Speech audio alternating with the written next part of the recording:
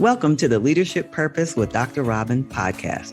I'm your host, Robin L. Owens, PhD, and this is where we dive in each week to give advice, tools, and tips for high-achieving, purpose-minded women who've written nonfiction books and want to amplify their message beyond the book. I'm a college professor, and when I'm not doing that, I am speaking, coaching, mentoring, and teaching high-achieving women who have written books how to use their books to make a bigger difference, have more impact, and purpose. Okay, let's dive in.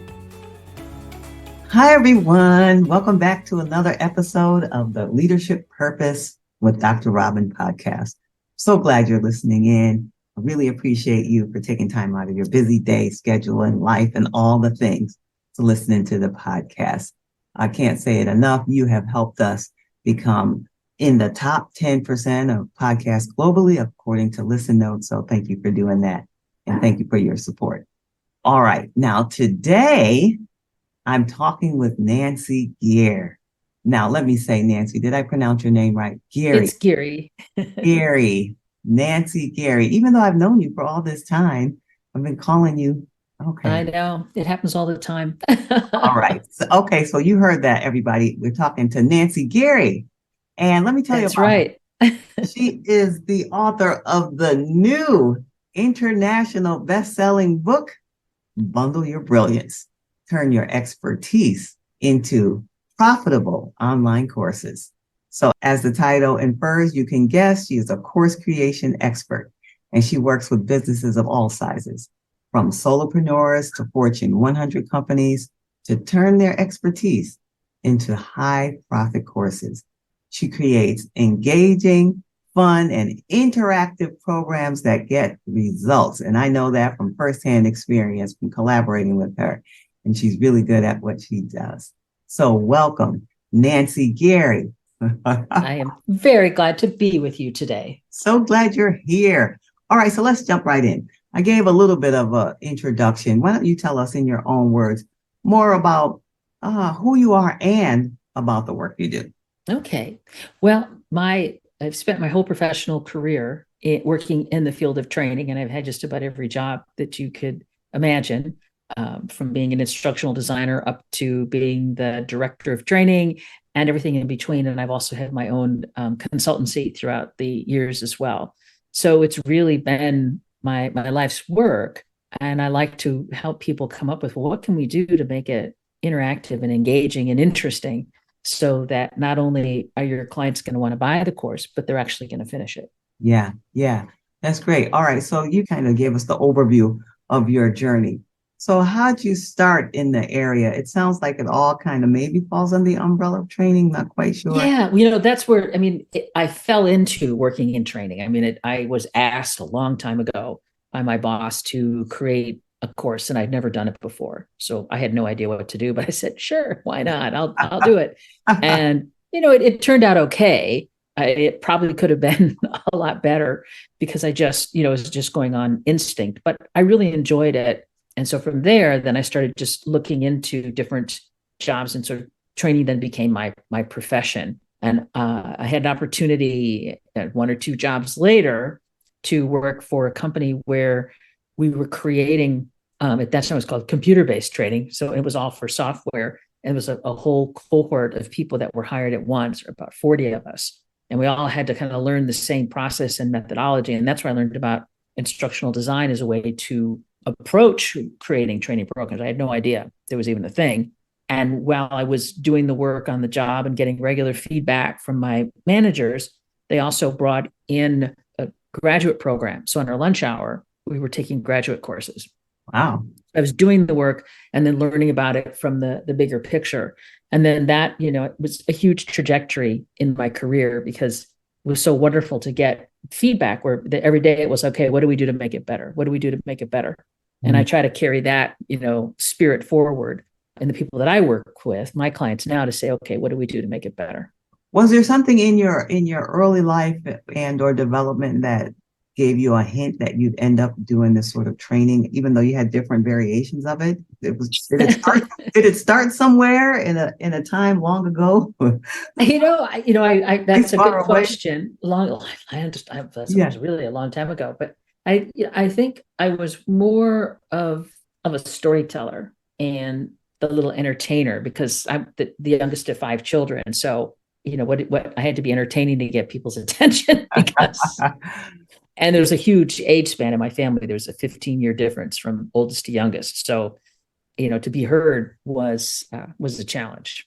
So I think, I bring humor to just about everything I do because I can't help myself. Yeah, yeah. And don't you do some other on the side as a hobby, something related? I've dabbled in stand-up comedy and I haven't, really hit it in a big way. I did some things during the pandemic and I was taking a comedy class and some of the people that I was in the class with said, "Hey, let's audition for America's Got Talent." So I was like, okay, why not?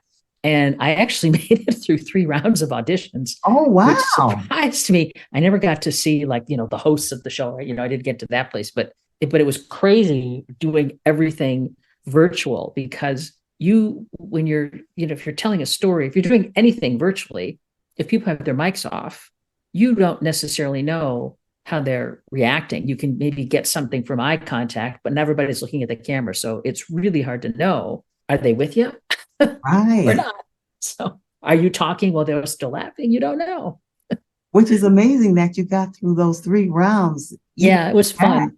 Yeah. And I think I need to pick it up and deal with it again. But I just, I get so busy with so many other things that that work has gone by the wayside for now. We'll see what happens next. Yeah, maybe it'll find its way back. And what I love about that story is, and I imagine for people who are listening, we're doing all these things, and there are other things that we love and enjoy, and then Yes. took some time out to do that, and Yes. and it paid off because that's no small feat to get 3 rounds in, even virtually.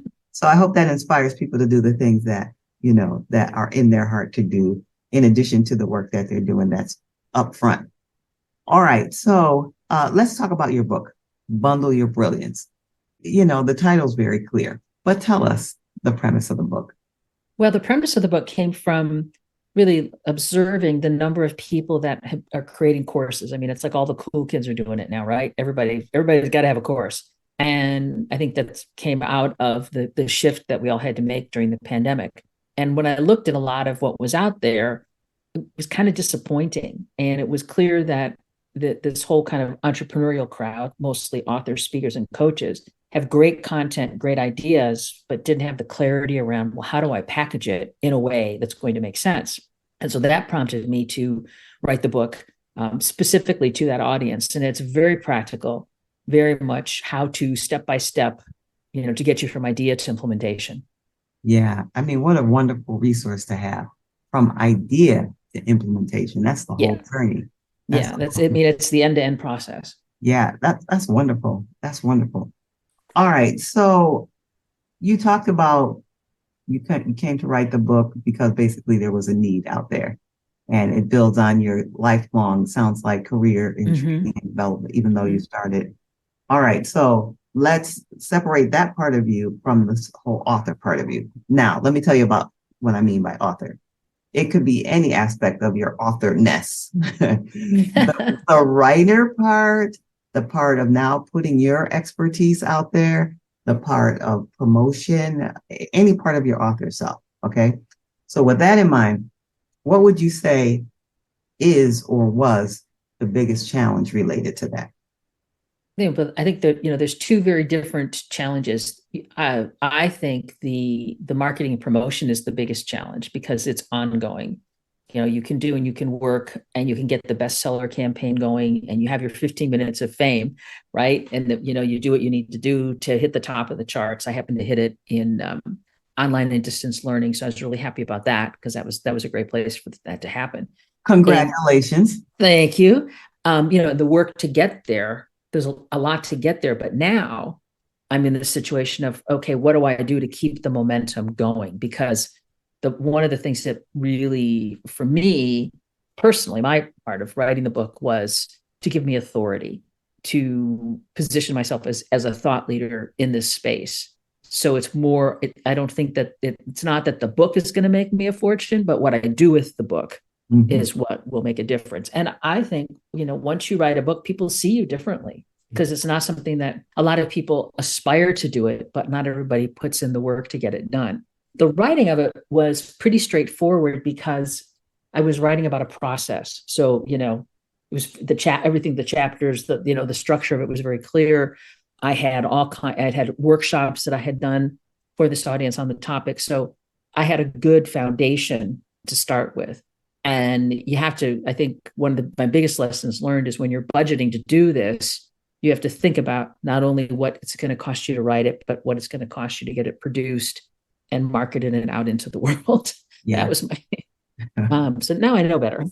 You've learned. I mean, it's kind of like when I did my first course, I really didn't know what I was getting into until I was in the middle of it. And look, it led you all the way here. Yeah. So on the other side of that, your authorness, what is or was or continues to be your greatest joy? I love it when I hear from people that have told me that the book has helped them. Yes. I mean, that is just so nice. I know there's different study groups that are going on that people have just taken the book and they're working it through independently, or people will come to me and they'll say, I read it, but I could use a little bit more support. But, when you write a book, you're putting yourself out into the world. It's what you think, it's how you feel it. It's your point of view. And when you put that out there, it's like, whew, what's going to happen? I remember the first day that I had a soft launch. I was doing a speech for the National Speakers Association in Denver. Oh. And I packed 40 books in my suitcase, ready to go. It was like, how many can I get in along with an overnight my clothes for the next day in the suitcase? And had everything set up at a book table in the back of the room and did my talk, and then walked to the back to the book table. And was in the whole walk, I'm going, what if nobody buys a copy? What's going to happen? So I'm glad to say that I sold 25 copies and there were about 40 people in the audience. So I must have done a good job that day. But because it was a real because again, it's putting yourself out there. And I think anybody that service is selling what they do in their intellectual property, the rejection is personal because you're promoting yourself. Yeah, it comes directly from you. It's a part of you, basically, your thoughts and your experience, your work. Yeah, I certainly understand that. And I'm glad that was the good ending to that story about when you got from the book. I had a lighter suitcase coming home. Yeah, that sounds great. I'm glad to hear that it worked out well. And I'm sure people will continue to pick it up wherever they can find it. All right. So you did tell us a little bit about your journey of getting here, but what part of you as a person would you say is reflected in the book? Of me that's reflected in the book is, it's my spin on a process that's been around for a long time. And people have been using the instructional systems design model. Sometimes people refer to it as ADDIE for years. And I just, I looked at it and I said, what can I do to take this methodology and make it as straightforward as possible? And I think that's kind of how I operate. I want to simplify things. I think it's good to have a process because the process then opens the door to creativity. And maybe there's a little humor throughout there, but it's really, my take. It all came from my experience. I referenced some different people in there, but there aren't pages and pages of footnotes because this is just my synthesis and my profession and how I've worked with people over the years to get it done. Makes sense. That's the best way to get it done, and that you would be reflected that way. All right. So now, as you know, the podcast is Leadership Purpose, and so I say the podcast is for what I call purpose-minded women. And when I first started the podcast, I was thinking, who's the podcast for? And I said, it's for high-achieving women. Now, let me describe to you what I mean by high-achieving women. Women who are professional, ambitious, responsible in their professional life, in their personal life. They're the ones that people come to them for things, and they're good at a lot of things. And they make it look easy because they're good at it. So they don't really get support because people think, well, you're doing all the things. You got it all going on. Yeah. So I wonder who supports them. So I started the podcast with them in mind. And then in the second season, I switched that same person, but now she has a book. She's written a nonfiction book, and she's an author to all these other different roles she has in the midst of doing this. So that's who the podcast is for. Oh, great. All right. So now with her in mind, what's something from your either professional, personal life, with experience, expertise, it could be professional advice, personal advice to that woman I just described? Well, certainly, if you've written a book, a good next step is to think about, well, how could this book become a course?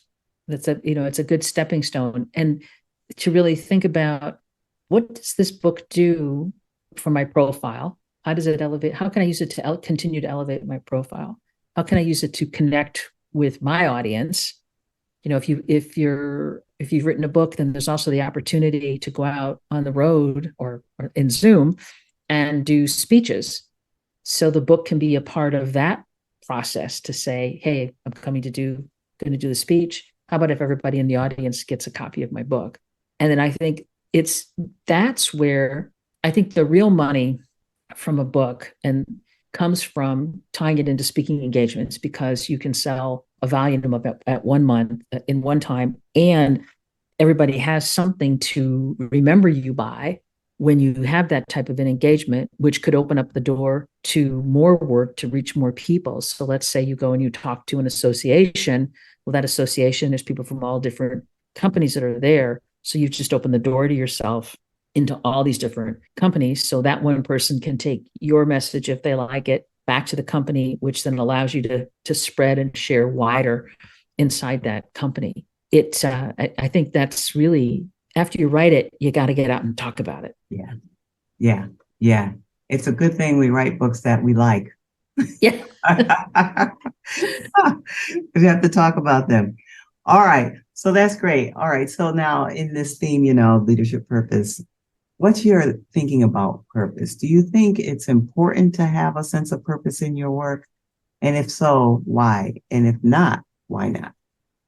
Purpose is important because I think it's a key driver in how we show up and how we move forward in our lives.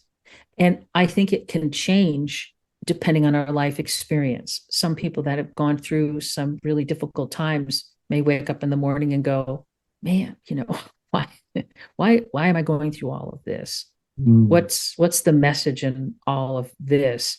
And not only for me, but who do I need to share what I've learned from this? I think about things that have, affected me personally. They spill over into my professional world, and think, how do I take all of this and get it out in a different way? I think if you don't have a purpose, you just kind of flounder around a little bit, or you're doing all the things, but what is I'd have to wonder, somebody be like, well, what is the point of all of this in the absence of a purpose? Yes. And of course, I resonate with that. All right. So Nancy, you've been so generous with your time, but let me just ask you one more thing before we tell people how to get in touch with you. Okay. Is there anything, we've been talking about your journey and how you got here and training in the book and the whole journey and your advice for other women, but is there something that you want to talk about that I didn't think to ask you, or just something that comes to your mind that you want to share before we tell people how they can reach you and your book? One thing that I think about that I believe is very important is to be intentional in what we do. So you have purpose, but then being intentional in how you go about to take whatever your purpose is to be able to share it in a way that's going to impact people, to really think through, what can I do and how can I make a difference here? And I'm trying to find the right words for it. Maybe it's intentionality, it's being thoughtful and saying, okay, what's the gift that I have and what's the best way for me to share that gift? And certainly, we've talked about different ways. How can you share it? So if they've written your book, you've shared it through your book. You can share it through your speaking. You can share it through coaching. You can share it through consulting. And you can share it by creating more, educational opportunities for people, all kind of tied underneath whatever that purpose is that drives you to help get that key message that underlies that purpose out into the world in whatever way makes the most sense for you. Okay. Well, I'm glad I asked that question. So I'm glad I was able to answer. We would have missed that if I didn't ask that question. All right. So no, I'm sure people are saying, okay, yeah, I'm thinking about what you're saying, and I like to do that. They might be interested in your book or you're working with you. Where can they be in touch with you? Well, first of all, the book is available on Amazon. And if you just search for Bundle Your Brilliance, you'll find it. And, if you do all departments, it might be in between a toothpaste bundle or something. So that's how you can find the book. And the best way to reach out to me is through my website, which is nancygiere.com. And since you're listening, you can find the spelling of my name in the show notes, but it's Giere. And that's the best place to find me. You can connect with me through there. And you can also find me on LinkedIn and send me a message there. Okay, fantastic. All right, Nancy, Gary, thank you for being here and sharing your wisdom. Really appreciate it. Oh, you're welcome. It's my pleasure. Okay, everyone. And if you want to hear more about me and what I'm up to these days, you can find me on my website, robinlowens.com, robinlowens.com, or you can reach me on social media at Robin L. Owens, PhD, at Robin L. Owens, PhD. And like Nancy, I too help people turn their books into courses. I specifically focus on books. And so if you're an author and you're thinking about expanding your message beyond the book, you can head on over to my other website, createmasterfulcourses.com, createmasterfulcourses.com. And until next time, this is Dr. Robin. Thank you for tuning in to this episode of the Leadership Purpose with Dr. Robin podcast. If you enjoyed it, head on over and rate and subscribe so you never miss an episode. New episodes drop every week, and I can't wait to hang out with you again soon. Meanwhile, this is Dr. Robin signing off. See you next time.